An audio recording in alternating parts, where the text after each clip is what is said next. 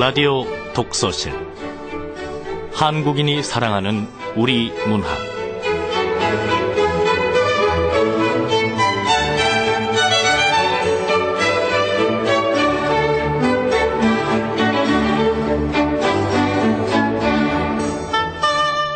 안녕하세요. 아나운서 김경란입니다. 모슬포에서 김영남.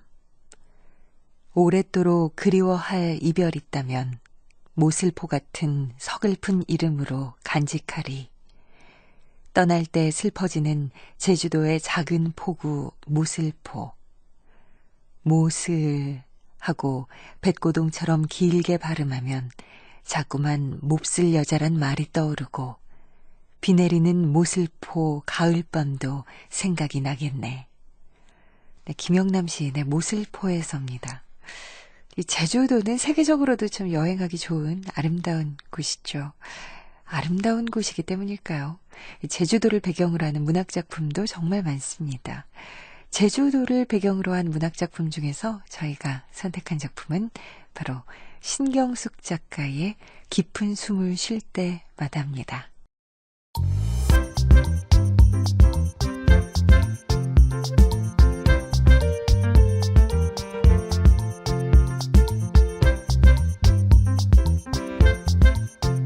소리로 만나는 책 라디오 독서실.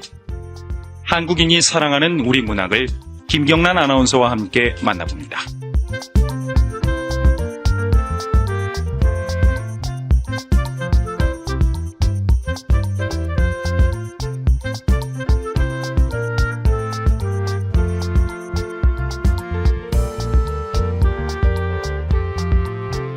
KBS 라디오 독서실 한국인이 사랑하는 우리 문학 10월에는 소설 속으로 떠나는 여행 함께하고 계신데요.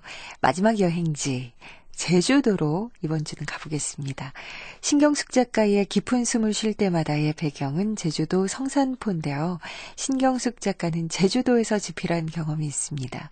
작품 소개한 후에 작가 직접 연결해서 제주도에 얽힌 얘기 들어보도록 하죠.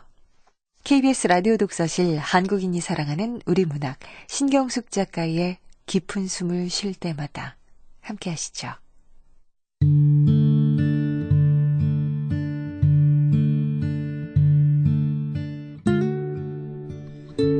깊은 숨을 쉴 때마다 신경숙.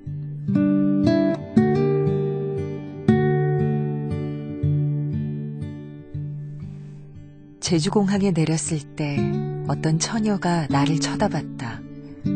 내 시선과 정면으로 부딪히자 처녀는 고개를 갸웃하며 아무래도 잘못 봤지 싶은지 화물이 나오는 곳으로 걸어갔다.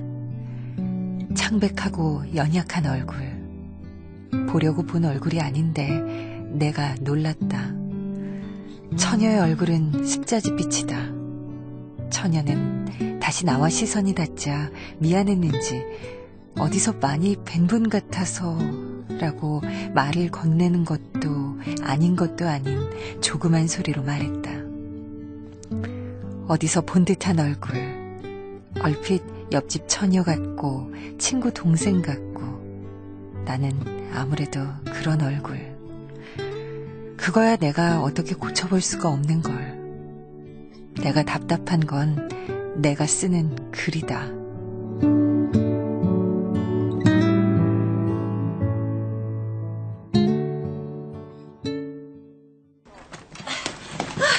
가방 다 찾았어. 나가자. 응, 그래. 근데 아까 그 여자 불면 날아갈 것처럼 약해 보이던데 너한테 뭐라 그런 거야? 어디서 많이 뵌 분 같다고. 오, 우리 소설가 선생님 제주도에서도 팬들이 알아보잖아? 아이고, 아니야. 내가 뭐 유명하다고. 그냥 내 얼굴이 흔해서 그럴 거야. 나 그런 적 많어. 겸손하기는. 가자. 제주도의 푸른밤을 맞으러. 내가 도착한 곳은 성산포다. 마을을 둘러싸고 사면이 바다인 곳에 나는 도착했다. 내가 이곳을 찾은 건 아무런 뜻도 없다. 떠났기 때문에 어딘가에 도착해야 했고, 우연히 도착해야 했고, 우연히 도착하고 보니 성산포였을 뿐. 성산포에서 하루를 묵으면서도 계속 머무를 것인지를 정하지 못하고 있다가 다음날 아침 산책길에 목초지에서 말라깽이 소녀가 절름발이 청년에게 자전거 타기를 배우고 있는 걸 보고 머무르기로 했다. 자, 멀리 보고 페달을 밟아.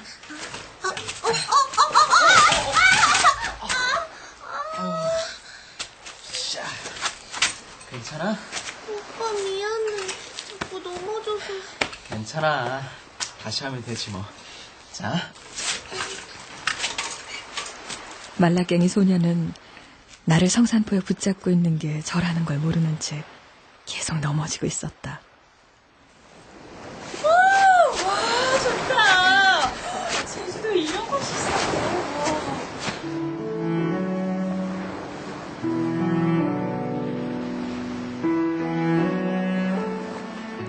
해안으로 들어가는 울창한 소나무 숲길의 공기 속엔 송진내가 물씬했고 곧 눈앞에 수심이 얕고 경사가 완만한 바다가 펼쳐졌다. 제주의 서북 방향인 중국 쪽으로부터 산봉우리 하나가 제주를 향해 날아와 협재 앞바다에 이르렀을 때 한 여인이 놀라 산이 날아온다 하고 소리치자 날아오던 산이 그대로 바다에 떨어져 섬이 됐다는 비양도가 저만큼 내다보였다. 9월의 투명한 햇살 아래서 꿈결같이. 대체로 협재는 희었다. 흰 조개 껍질들, 길다란 백사장의 흰 모래들, 눈앞에 바다, 파란 빛의 육회야.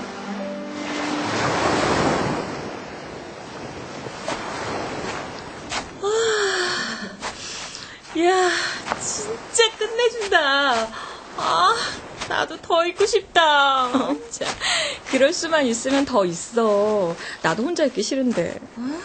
모레 출근해야 돼. 야, 저 바닷빛 좀 봐. 아, 정말 좋다. 너 여기 묵어라. 안 그래도 그럴까봐. 그런데 여기 다 여관이라 작아도 호텔에 있으면 좋은데. 저기, 저 3층짜리 새 건물. 호텔 맞지? 응? 가보자. 3층짜리 작은 새 호텔이었다. 객실도 작고 로비도 작고 프론트도 작은. 가방을 호텔에 두고 잡화점에 들러 운동화를 한 켤레 샀다. 아무래도 성산포는 구두를 신고 걸어다니는 곳이 아닌 것 같아서. 제이는 이틀을 성산포에 묵고 다시 도시로 돌아갔다. 제이가 다시 비행기를 타는 걸 보고 공항에서 성산포로 혼자 돌아오는데 해저물역에 혼자 마루 끝에 앉아있는 것 같이 쓸쓸했다.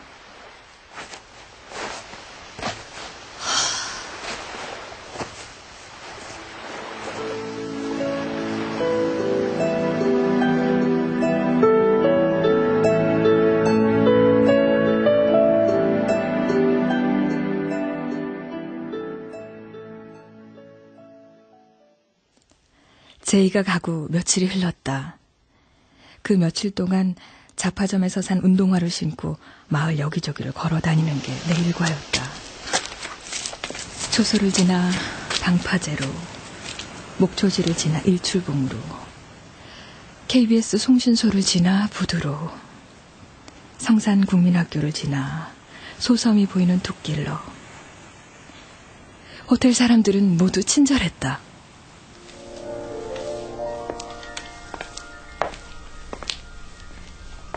커피 드릴까요? 네, 고맙습니다. 매일 드시는 아메리카노로 준비해드리겠습니다. 여기 신문이요. 혹시 심심할까봐. 고맙습니다. 청소하시는 아주머니는 매일 잘 마른 수건을 따로 주시고 프론트 여직원은 포도하고 빵도 주고 정말 다들 고맙습니다. 아닙니다. 저희 호텔 손님이신데요, 뭐. 비수기라 더 챙겨드릴 수 있어 저희도 편합니다. 그럼 커피 가져올게요. 지금 나는 유일하게 바다를 등지고 있는 일출봉의 서북면, 마을과 이어지는 유연한 잔디 능선을 밟고 처녀가 성산 마을로 걸어 들어오는 걸 호텔 로비 창으로 바라보고 있다. 커피를 마시다가 무심코 시선을 창밖으로 돌렸는데 호텔을 향해 걸어오고 있는 처녀가 눈에 띄었던 것이다. 처녀가 아주 가까이 다가왔을 때 나는 처녀가 들고 있는 가방 중에 하나가 여행용 가방이 아니라 첼로가 들어있는 가방이라는 걸 알았다. 어서 오세요. 좀 오래 묵을 건데. 피로하고 연약한 얼굴. 저 얼굴을 어디서 봤더라? 아, 맞아. 공항에서 나 알아보려고 했던 그 여자하고 닮았네. 조용한 방 있나요? 숙박료는 얼마죠? 네, 31,000원입니다. 오래 묵으실 거면 20% 할인해드리죠. 아, 네. 20% 할인이면 마을 입구의 여관과 거의 맞먹습니다. 객실 과장이 저 처녀한테 아주 친절하네. 하긴 비수기의 장기 투숙 손님이니 당연하겠지. 식사는 어디서 하나요? 우리 호텔 지하에도 식당이 있지만 지하 식당이 마음에 안 든다면 조금만 산책 삼아 걸어가 보세요. 마을에 식당은 많습니다. 제가 묵는 동안 객실 청소는 제가 하겠어요. 그냥 하루에 한 장씩 수건만 갈아주세요. 네, 알겠습니다. 일출 시간은 6시 15분이고요. 호텔에서 서비스 차원으로 성산 일출봉에 오르는 입구까지 아침마다 실어주는 봉고차가 있습니다. 원한다면 시간 맞춰 인터폰 넣어드릴게요. 전 됐어요. 몇 호실로 가면 되죠? 308호실입니다. 제가 안내해드릴게요. 가방 쳐주시고요. 이쪽으로 오세요. 308호실이면 내 방 바로 옆이잖아. 나는 성산포 산책이나 가볼까.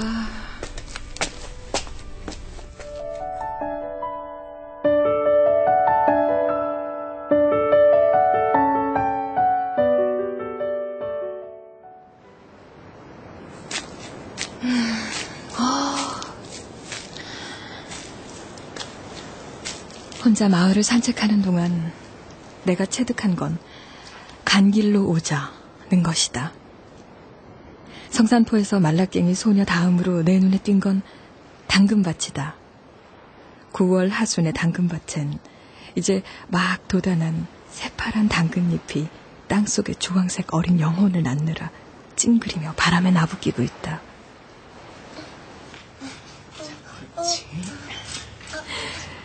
또 자전거를 타고 있네? 자, 저 바다 멀리 보고 힘껏 페달을 밟아.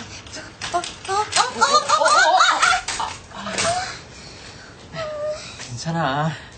다친 데는 없어? 괜찮아, 오빠. 미안해. 다시 하면 돼. 자, 일어나자.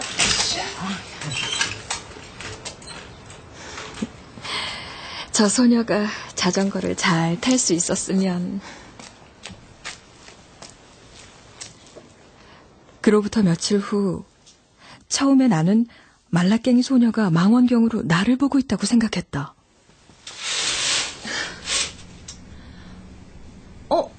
저애 또 이쪽을 올려다보고 있네. 벌써 며칠째야. 얘! 너 뭘 보고 있니? 베란다 보고 있어요. 베란다? 무슨 베란다? 그쪽 거 아니에요. 그 옆 거요. 옆방 베란다? 저 여자... 옆거라는 말에 나는 창밖으로 고개를 쑥 내밀고 소녀가 말하는 옆 베란다를 쳐다봤다. 나는 환각인가 했다. 그런데 분명 처녀가 거기 있다. 308호 베란다에 의자를 내놓고 처녀는 앉아있다. 창가도 아니고 베란다에, 저 작은 베란다에. 무슨 용도로 쓰인다기보다는 건축물의 외형미를 위해 만든 것이라고 생각된다. 그런데 처녀는 의자를 거기에 내놓고 앉아 먼 데를 보고 있다.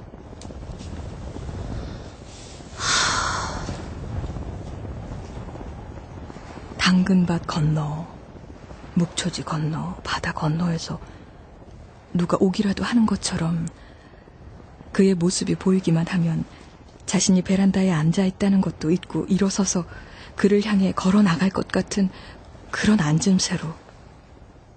그러니까 말라깽이 소녀는 나를 보고 있었던 게 아니라 사흘 전부터 처녀를 올려다보고 있었던 것이다. 말라깽이 소녀와 나의 실갱이에 처녀는 내 쪽으로 얼굴을 돌리더니 가만히 웃는다. 안녕하세요. 네.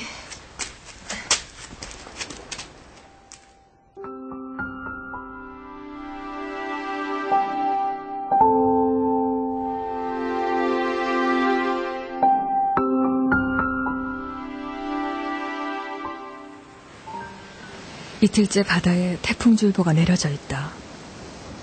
해저물 옆에 방파제로 가서 보니 당근 싹들은 몸소리를 치듯 흔들리고 목초지의 풀들도 세워져 있는 게 없이 바람에 눕혀졌다.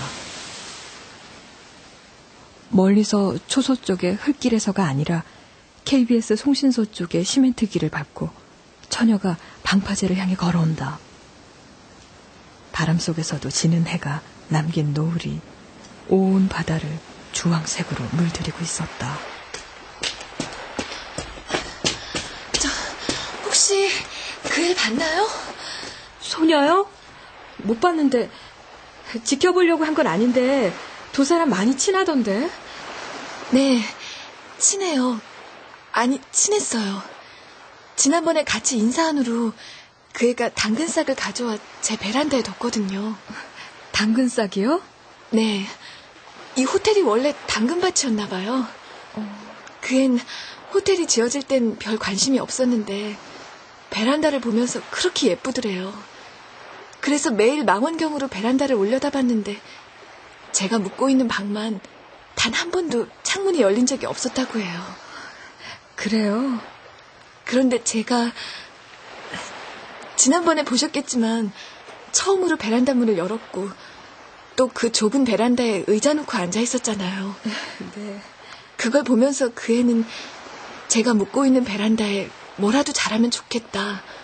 당근이 자라면 정말 좋겠다. 그래서 당근싹이며 다른 화초들을 갖다 뒀군요. 네. 근데 갑자기 어제부터 그 애가 보이질 않아요. 집에도 가봤는데 텅 비어있고 아무도 없더라고요. 자전거 넘어져 있고 걔가 혼자 새끼를 낳고 있었어요. 걔가 새끼를요? 네. 6마리나 낳았던데. 근데 그 애가 어딜 갔을까요? 말도 없이. 그 애에게 무슨 일 생긴 건 아니겠죠? 아닐 거예요. 정말 아니겠죠? 갑자기 무슨 일이 있겠어요? 아니요. 그건 그렇지 않아요.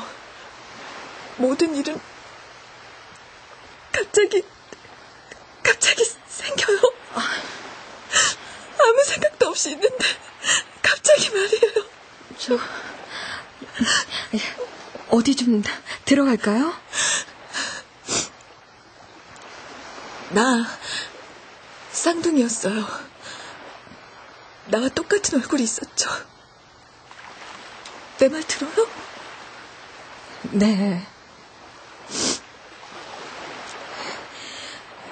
내가 그 얼굴보다 20분 이 세상에 일찍 나왔어요. 그래서 내가 언니였죠. 가끔 우린 이 문제로 싸웠어요. 어머니가 그 애 보고 날 언니라고 부르라고 해도 그 얼굴은 한 번도 날 그렇게 부르지 않았거든요. 그게 자연스러웠어요. 그래도 난 가끔 화가 나거나 하면 그 얼굴한테 그랬어요. 언니라고 부르라고. 네. 갑자기 언니라는 말이 나오겠어요? 난 어머니까지 불러가지고 언니라고 부르게 하라고 소리를 지르곤 했죠. 그럼 그 앤 분이 나서 이마가 붉어지고 눈물이 클썽해서는 방으로 뛰어가 버렸어요. 내게 언니라고 부르지 못하는 게 그의 약점이었거든요. 저기, 어디 좀 들어갈까요? 가끔 그렇게 싸우긴 했지만 난 한 번도 그 애가 없는 내 생활을 생각해 본 적이 없었어요. 무슨 말인지 알아듣겠어요? 네. 내가 어떻게 생각할 수 있었겠어요? 태어나서 내가 사물을 알아보기 시작할 때부터 그 애 늘 내 곁에 있었는데, 나하고 똑같은 얼굴을 하고 곁에 있었는데, 사람들은 그게 의아한 모양이었지만 나는 그게 안심이었어요. 우린 모든 일을 함께 했어요. 학교도 함께 다녔고, 밥도 같이 먹고, 잠도 같이 자고.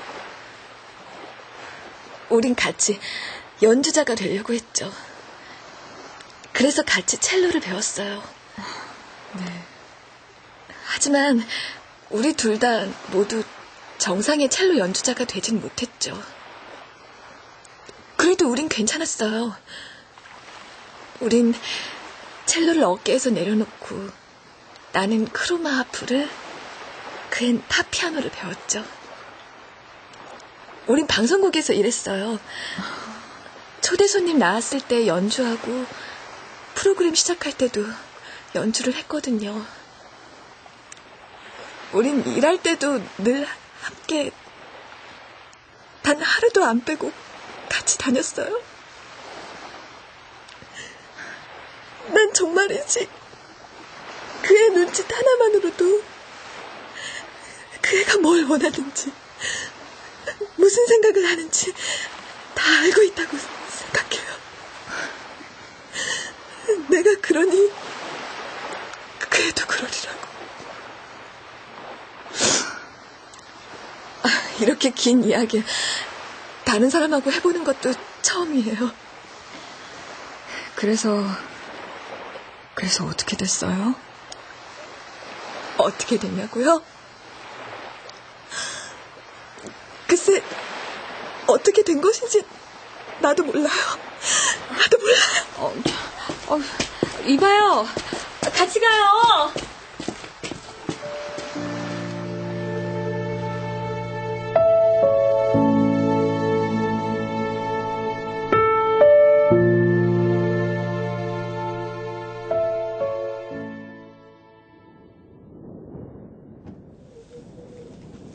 우린 춘천 방송국에 가는 길이었어요.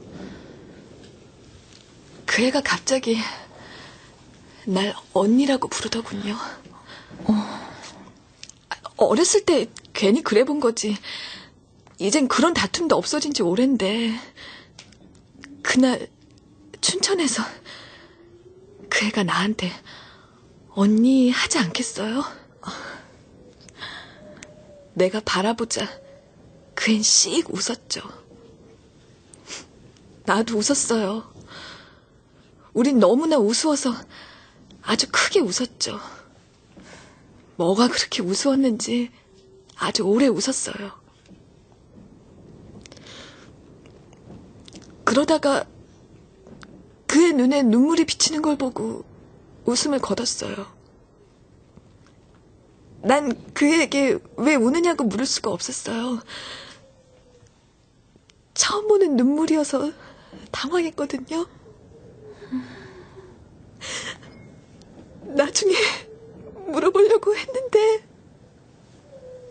기회가 없었죠. 왜요? 그 애가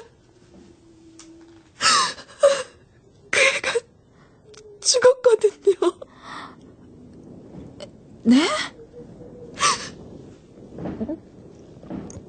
춘천에 숙소를 정하고 그 숙소로 돌아가는 길이었어요. 나도 모르겠어요. 왜 내 옆에 서 있던 그 애가 도로의 우체통 및 차도로 내려갔는지. 뭔가 거기에 떨어져 있었던 것일까요? 그 애가 차도에 발을 딛자마자 뒤에서 달려오던 승용차가 그를 들이받았죠. 그 애는 내 품 안에서 죽었어요. 내 품에서. 처녀는 파르르 떤다. 나는 두 팔을 뻗어 떠는 처녀의 몸을 안아주고 싶었지만 그렇게 하지를 못했다. 이 모든 일이 갑자기 생겼어요. 아무런 예고도 없이. 저기 따뜻한 물이라도 마실래요? 그 애는 어디로 갔을까요? 돌아올 거예요. 내일, 아니 어쩌면 벌써 돌아와 있을지도 모르죠. 그럴까요? 그럴 거라고 생각해요. 따뜻한 분이군요.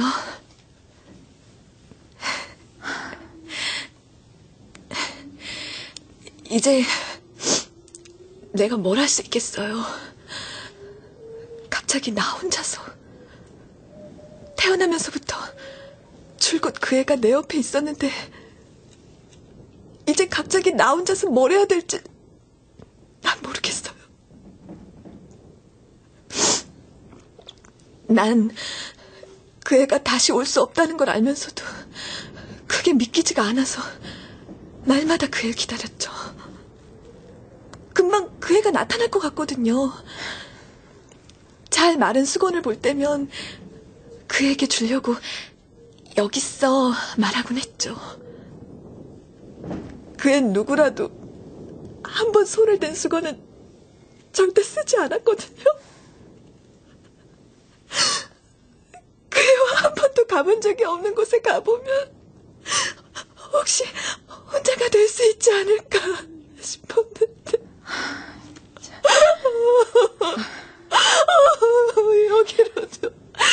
여기로도 그 애가 찾아올 것만 같고.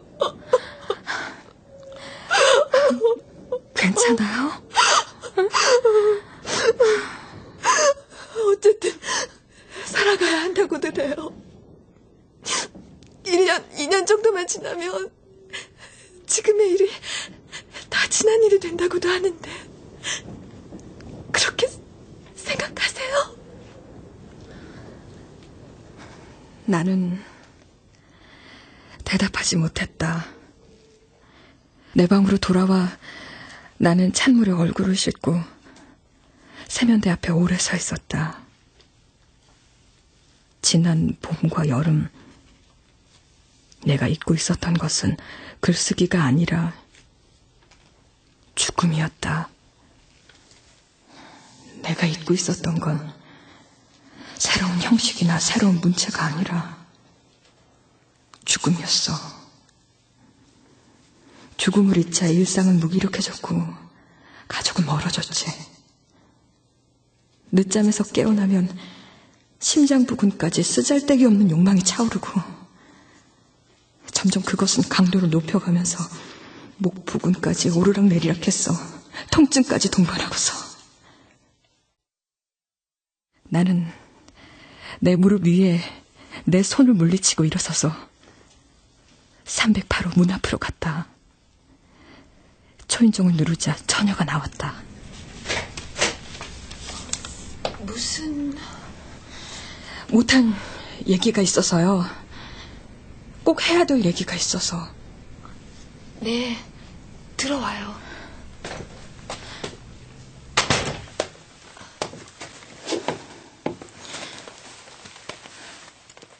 글을 쓰는 선배가 있었어요. 늘 글을 쓰려고 했지만 정작 쓰지 못하던 선배였는데 내가 등단한 다음에 단편 소설을 써서 등단을 했죠. 그 선배가 나한테 말했어요. 네 등단 소식을 듣고 그렇게 어려운 일만은 아닌가 보다 생각했지. 너도 하는데. 그러면서 그 선배가 하루는 친구 집에서 저녁을 먹고 이런저런 얘기를 하다가 친구 집에서 같이 자게 됐대요. 그런데 같이 잠들었다고 생각한 건 선배 생각이었어요. 아침에 일어났을 때 어젯밤에 분명히 같이 잠들었다고 생각한 친구가 건너방에 목을 메고 죽어 있더래요. 네? 처음 그 모습 봤을 때 제 선배의 마음을 상상해 보세요. 얼마나 당황했을까. 그쪽 동생은 교통사고니까 어쩔 수 없는 갑작이었겠지만 내 선배는 친구의 계획된 갑작이 앞에 선 거예요. 소식을 듣고 영안실에서 선배를 만났을 때 나는 내 선배도 죽은 사람인 줄 알았어요. 완전히 얼이 빠져 있었죠. 선배는 그 후로 오랫동안 그래도 친구가 자기를 옆방에 두고 목을 맸으니 적어도 자기에게만큼은 무슨 흔적을 남겼겠지. 이유를 찾으려고 애쓰는 것 같았어요. 하지만 선배 친구는 유서 한 장 남기지 않았다고 해요. 그 선배는 어떻게 됐나요? 처음엔 힘들어하고 허둥지둥했지만 곧 결혼을 했고 이번엔 아이가 초등학교에 들어갔죠. 아이가 배낭을 메고 학교에 가는 걸 아파트 베란다에서 내려다보는데 괜히 눈물이 났다고 그랬어요.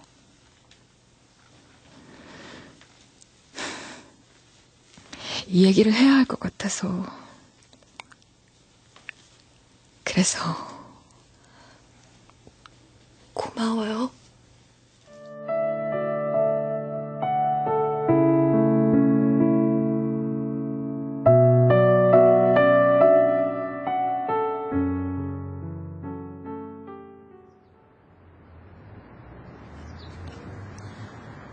아침에 창을 열고 아래를 내려다보는데 말라깽이 소년의 집 마당에 처녀가 왔다 갔다 하고 있다. 잘못 봤나 했는데 다시 봐도 처녀다. 호텔 로비에서 처녀를 다시 만났다. 오늘 아침은 건강에 좋은 옥돔죽입니다. 꼭 드세요. 네. 그앤 서울의 병원에 갔대요. 어머, 병원엔 왜요? 308호 손님도 옥돔죽 드십시오. 아, 네. 병원에는 왜요? 피를 갈러 간대요. 2달에 한 번씩은 그렇게 간다는군요. 피를 갈러? 그러면 신장이... 나는 멍해졌다. 저번에 소녀가 했던 말이 생각났다. 소녀는 망원경을 사다 주고 자전거를 가르쳐주고 설날에 세계를 다 돌아가며 볼 수 있는 지구일을 사다 준다고 약속했다는 절름발이 청년 오빠를 서울에서 만난다고 했었다. 그런 것이었구나. 아침 먹으러 가죠? 네. 저기 내일 새벽에 성산 일출봉 올라가지 않을래요? 처녀가 처음으로 나에게 한 제안이었다. 성산 일출봉은 이 제주라는 섬이 이루어지기 전에 바닷속에서 솟아오른 한 개의 바위로 이루어져 있다고 했다.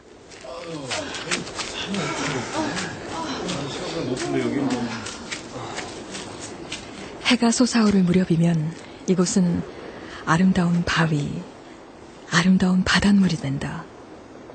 사람들은 그 아름다움을 보기 위해 아직 희미한 어둠 속을 걸어 일출봉에 오르곤 했다.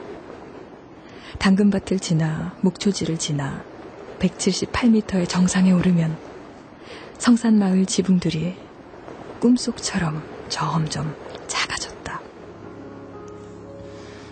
바닷속에서 가지고 솟아오른 4만여 평의 분화구는 100m 깊이로 미끄러져 있고 500나한의 전설과 그 수가 같은 99개의 날이 선 기암들이 분화구 가장자리를 빙 두르고 있다. 99개의 기암 왕관을 쓴 분화구 사이로 해는 솟아올랐다.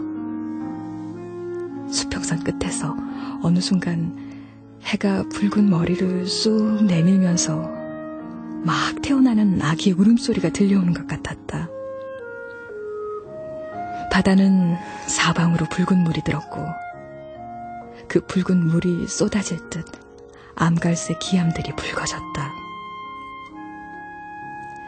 그땐 초원의 안팎의 모든 것들의 힘줄이 불끈거렸을 거라고 생각한다.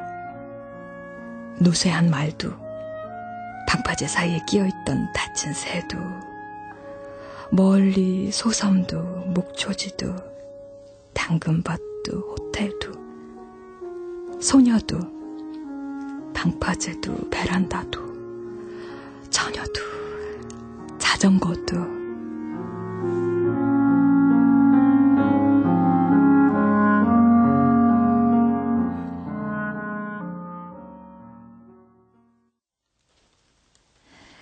나는 다음날 아침 비행기로 나의 빈집에 돌아왔다.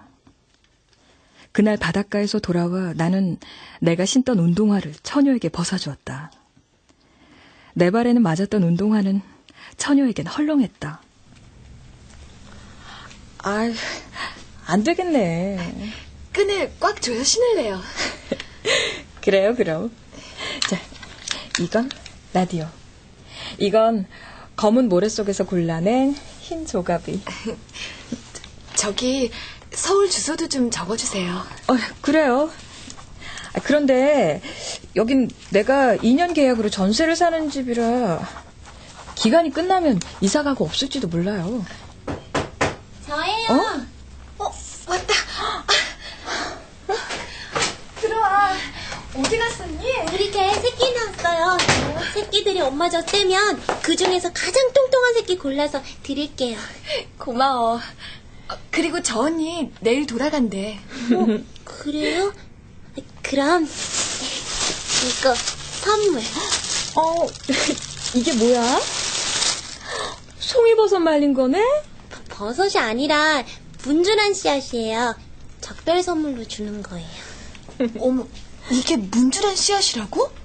정말 송이버섯처럼 생겼는데? 나는 마땅히 줄 건 없고, 자, 이 피나하고 손수건. 손수건은 한 번도 안 쓴 거야.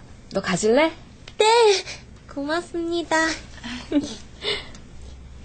머리핀 어때요? 예쁘다. 어울려. 잠깐만. 내 이별의 선물은 이거야.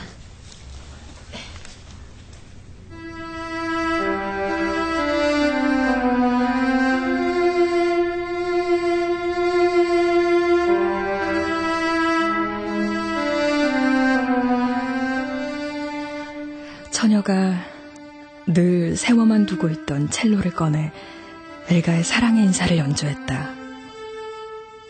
그날 밤 처녀가 연주했던 사랑의 인사는 연약한 얼굴의 처녀의 몸속에서 흘러나와 소녀와 나, 그리고 소녀가 꾸민 308호 베란다에 물처럼 스며다가 다시 소녀의 집, 이제 갓 태어난 어미전 밑에서 꼬물거리고 있을 6마리의 강아지의 귓속으로도 흘러들었으리라.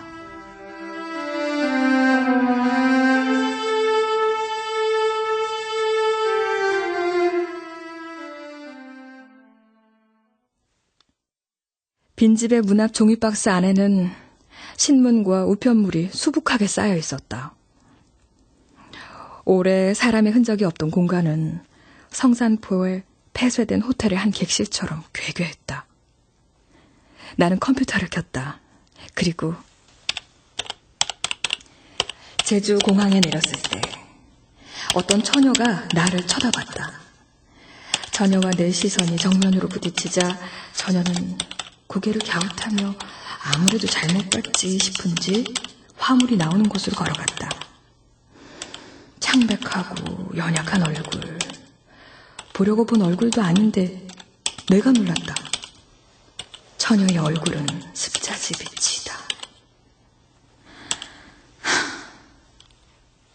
여기까지 쓰고 나서 깊은 한숨을 내쉬었다. 2년 후쯤, 아니 1년 후, 아니 6개월 뒤라면 더 좋겠다. 그때쯤 나는 처녀에게서 이런 편지를 받고 싶다. 당신이 떠나고 얼마 안 있어 나도 그곳을 떠나왔답니다. 그의 죽음을 내가 이 세상 바깥으로 나가는 다른 시작으로 받아들이고 살고 있는 것이 때로 슬프지만 어쨌든 살아가고 있어요. 어떤 일을 당하고도 사라진다는 사실이 신비롭기도 하고 사무치기도 해요. 더듬더듬 혼자서 다시 첼로를 켜는 일에 익숙해졌고 쉽진 않지만 친구도 사귀어가고 있습니다. 하지만 처녀가 쓴 편지를 내 우체통에서 꺼내 읽어보고 싶은 건 나의 소망일 뿐. 지금은 2년 후도 1년 후도 6개월 후도 아닌 내가 그곳을 떠나온 지 이제 겨우 사흘. 20몇 날을 머물렀을 뿐인데 나는 아직 아침마다 여기가 성산포인 줄로 짧은 시간 착각한다. 당근밭과 목초지와 노쇠한 말, 그리고 바다를 찾다가 여기는 성산포가 아니라 산 밑 내 집이라는 걸 깨닫는다. 이제 여기에 있으니 성산포에서 배회하던 내가 빛이 들어간 필름처럼 떠오른다. 그래도 내 머리카락에선 아직 갯내가 맡아지고 내 귓속에도 아직 바닷새가 끼룩거리는 소리가 살아있고 떠나올 때 방파제를 향해 달려가던 자전거 위의 소녀가 내 눈 속으로 흐르고 있다. 밭에 무성해진 당근싹 밑으로 붉은 당근이 덩치를 키워가고 있겠지. 이렇게 지금은 그곳을 떠나온 지 사흘 후일 뿐. 설령 처녀가 내가 떠난 후 바로 편지를 썼다고 해도 소식은 아직 내게 도착하지 못하고 어디엔가 머물러 있을 사흘 후일 뿐.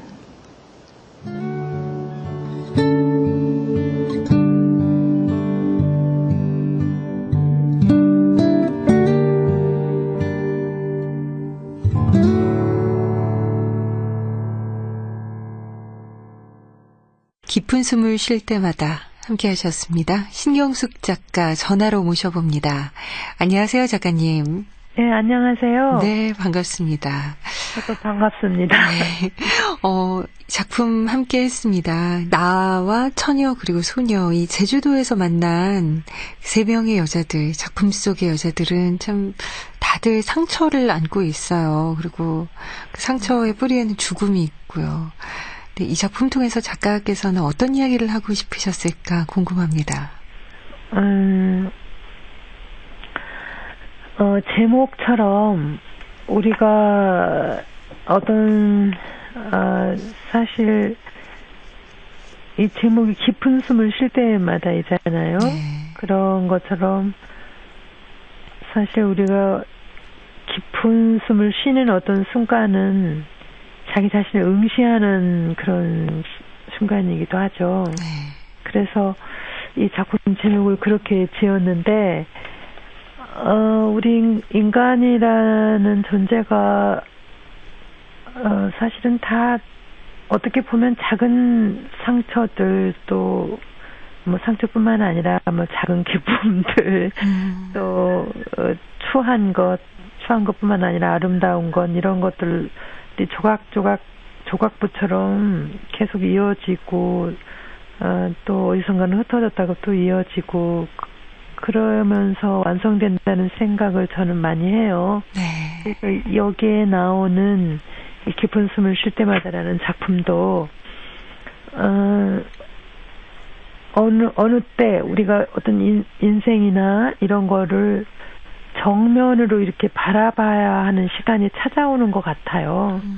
그때 그걸 회피하느냐 아니면 그것과 자기 상처의 시간이라고 생각되는 그것과 응시해서 그 내면을 들여다보느냐 그 차이점이 있을 것 같은데 이 소설은 후자 쪽이겠죠. 네. 그래서 타인과 만나면서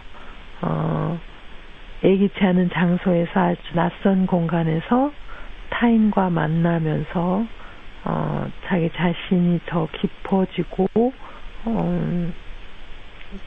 또 한 발짝 앞으로 나가는 어떤 그런 순간들과 만나는 것 아니겠는가 하는 생각을 하면서 썼던 작품입니다. 네. 그래요. 작가님 작품 또 빼놓을 수 없는 이야기가 엄마를 부탁해입니다. 미국에 이어서 일본에서도 큰 인기를 얻고 있다고 들었거든요. 기분이 어떠신가요? 제가 일본에서는 책을 3권을 출간을 했는데 그동안에 책이 출간될 때마다 그쪽 초청을 받아서 다녀오기는 했었는데 네. 그때는 그렇게 느끼지 못했던 어떤 독자들이 정말 생겼다라는 느낌이 들더라고요, 이번에는. 그래서 그 일본 분들이 한국말을 배워서 이렇게 손으로 팬레터를 써서 주고 그런 걸 몇 통 받았어요. 와. 네, 그래서 기분이 좀 좋았습니다. 네. 한류 스타들이 받는 그런 자필 한글 편지를 작가님도 받으셨군요. 아, 자랑스럽습니다. 네. 한류는 아니고요. 그런 소박한 독자들이 직접 그 독자들을 느낄 수가 있었던 그런 시간이었어요. 네. 요즘 아무래도 많이 바쁘시고 그래서 작품 집필하실 시간도 부족하실 것 같지만 독자의 한 사람으로 얌전하게 기다리고 있겠습니다. 고맙습니다. 네, 멋진 작품 기대를 해보겠습니다. 오늘 말씀 잘 들었습니다. 고맙습니다. 네. 지금까지 깊은 숨을 쉴 때마다 신경숙 작가와 함께했습니다. KBS 라디오 독서실 지금까지 신경숙 작가의 깊은 숨을 쉴 때마다 함께 하셨습니다. 음악 김형진, 효과 안익수, 윤미원, 김기평, 기술 이흥규, 극본 서현희, 제작 서승표, 진행의 아나운서 김경란이었습니다.